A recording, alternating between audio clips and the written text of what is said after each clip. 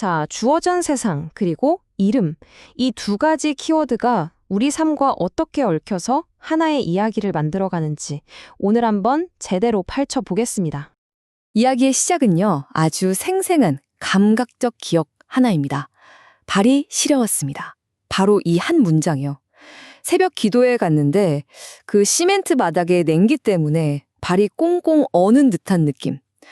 과연 이 차가운 감각이 우리를 어떤 이야기로 이끌게 될까요? 네, 바로 그 발끝의 시린 감각에서부터 시작해서요. 아주 다른 두 교회의 이야기로 한번 넘어가 보겠습니다. 이 얼어붙을 것 같은 바닥에서 출발해서 우리가 삶의 어떤 근본적인 진실까지 발견하게 될지 한번 따라와 보시죠. 자, 두 교회의 차이가 정말 극명합니다. 먼저 1974년의 옛날 교회. 단열도 제대로 안 된 시멘트 바닥이라 실내 온도가 글쎄 영하 2도까지 떨어졌대요. 발이 시린 정도가 아니었겠죠. 완전 얼음장이었을 겁니다. 그런데 지금의 교회는 어떨까요? 바닥엔 난방이 쫙 깔려 있고 단열도 현대식으로 잘 되어 있어서 1년 내내 따뜻한 영상 19도를 유지한다고 합니다. 엄청난 차이죠? 바로 이 두 교회의 이야기가 우리한테 던지는 첫 번째 메시지가 있어요. 뭐냐면 모든 건 변한다는 거죠. 그리고 여기서 더 중요한 건 우리가 살아가는 환경이라는 게 대부분 내가 선택한 게 아니라 그냥 나한테 주어진 것이라는 사실입니다. 자, 그럼 이런 주어진 환경 속에서 우리는 대체 어떻게 살아야 할까요? 이제부터는 단순히 차가운 바닥 같은 물리적인 환경 얘기에서 한 걸음 더 나아가서요. 이 주어진 상황을 받아들인다는 게 무슨 의미인지 그 깊은 이야기 속으로 한번 들어가 보겠습니다. 여기에 정말 기가 막힌 비유가 하나 나오는데요. 바로 자동차 사고 비유입니다. 우리가 보통 그러잖아요. 아, 그때 그 사고만 안 났어도 하면서 과거를 바꾸고 싶어 하죠. 하지만 진짜 중요한 건 그게 아니라는 거예요. 이미 일어난 일, 그러니까 나에게 주어진 그 환경 속에서 내가 이제 뭘 할 거냐, 어떤 선택을 하느냐에 우리의 진짜 삶이 달려 있다는 겁니다. 네, 바로 이게 오늘 이야기의 핵심 개념인 주어진 세상입니다. 말 그대로 우리가 바꿀 수 없는 현실, 그 자체를 말하는 거죠. 그러니까 중요한 건 왜 나한테 이런 일을 하면서 현실을 부정하는 게 아니라 그 현실 안에서 어떻게 온전하게 살아갈 것인가, 바로 이 질문을 던지는 거예요. 자, 그럼 이 주어진 세상이라는 개념을 아주 극적인 실제 사건에 한번 적용해 볼까요? 바로 사도 바울이 겪었던 그야말로 목숨이 오가던 재판 이야기입니다. 장소는 당시 최고 의회 법정입니다. 사도 바울이 홀로 서 있고요. 그 앞에는 대제사장 아나니아를 포함해서 당대 최고의 권력자들이 쫙 앉아 있습니다. 분위기가 정말 살벌했겠죠? 바울의 목숨과 그가 평생 지켜온 신념, 모든 게 이 자리에서 결정되는 순간입니다. 그런데 바울이 입을 열자마자 정말 대담한 말을 던집니다. 나는 오늘까지 모든 일에 선한 양심을 따라 하나님을 섬겼습니다. 바로 이 한마디가 엄청난 갈등의 불씨가 되고 말죠. 바울의 말이 끝나기가 무섭게 대제사장 아나니아가 버럭 소리를 지릅니다. 모든 법 절차를 그냥 무시해버리고요. 저자의 입을 쳐라. 아니, 변론할 기회도 안 주고 입을 막아버리라니. 이건 명백한 불법이고 권력남용이죠. 하지만 여기서 바울도 가만히 있지 않습니다. 오히려 더 강력하게 받아치죠. 회칠한 담이여, 하나님이 당신을 치실 것입니다.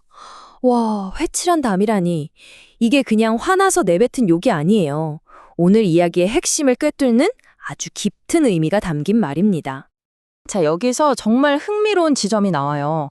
잠깐만요. 바울이 선한 양심이라고 했는데 바울은 과거에 기독교인들을 박해했던 사람이잖아요. 그럼 거짓말을 한 걸까요? 그게 아니라는 겁니다. 바울이 말한 선한 양심은 난 태어나서 한 번도 틀린 적 없어. 이게 아니에요.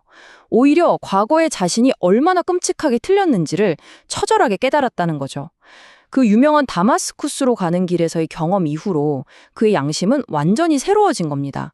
그러니까 바울은 과거가 아니라 지금의 깨달음에 충실하게 살고 있다는 선언이었던 거죠. 이런 인간적인 불완전성에 대한 통찰이 담긴 재밌는 일화가 하나 있어요. 소를 키우는 사람하고 자식 키우는 사람은 절대로 너무 자신하면 안 된다. 이런 말이 있대요. 왜냐? 소가 언제 담 넘어 남의 밭에 들어갈지, 내 자식이 언제 어디서 사고를 칠지 아무도 장담 못한다는 거죠. 마찬가지로 우리 인간이라는 존재가 나는 절대적으로 옳아 라고 확신하는 게 얼마나 위험한지를 보여주는 말 아니겠습니까? 자, 이제부터 이야기가 진짜 흥미로운 반전을 맞이합니다. 아까 바울한테 입을 치라고 명령했던 그 대제사장. 이름 기억나세요? 바로 아나니아입니다. 그런데 놀라운 사실은요, 이 성경의 같은 책 안에 아나니아라는 동명인이 무려 3명이나 등장한다는 겁니다. 그리고 이 3명의 아나니아가 보여주는 모습은요, 정말 하늘과 땅 차이입니다.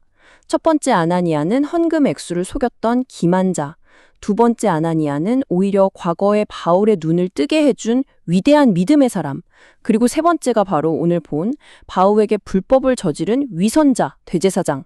보세요. 기만, 믿음, 위선. 이 전혀 다른 3가지 모습이 아나니아라는 똑같은 이름표 아래에 존재하는 겁니다. 정말 신기하죠? 그런데 여기서 끝이 아닙니다.